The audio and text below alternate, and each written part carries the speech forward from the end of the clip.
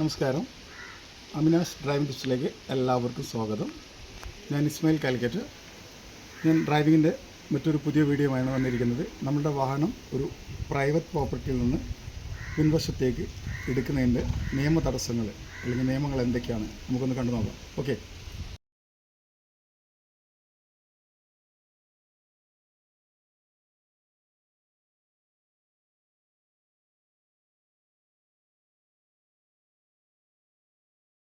അപ്പം നമ്മൾ driving regulation 18 പറയുന്ന ഒരു നിയമമുണ്ട്.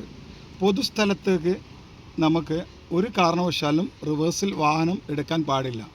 കാരണം നമ്മൾ ഒരു സ്വകാര്യ സ്ഥലത്ത് നിന്ന് പൊതുസ്ഥലത്തേക്ക് വാഹനം യാതൊരു കാരണവശാലും റിവേഴ്സിൽ എടുക്കാൻ പാടില്ല എന്ന നിയമമുണ്ട്.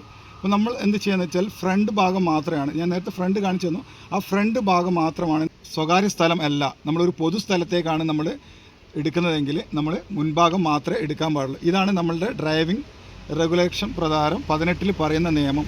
അപ്പം ഇതുപോലെ ആയിരിക്കണം നമ്മുടെ വാഹനം നമ്മൾ മുന്നോട്ട് എടുക്കുമ്പോൾ, റിവേഴ്സ് എടുക്കുന്ന സമയത്തായാലും ഫ്രണ്ട് എടുക്കുന്ന സമയത്തായാലും റിവേഴ്സ് ഏത് രീതിയിൽ എടുക്കണം എന്നുള്ളതാണ് ഞാനിവിടെ പറഞ്ഞിരിക്കുന്നത്.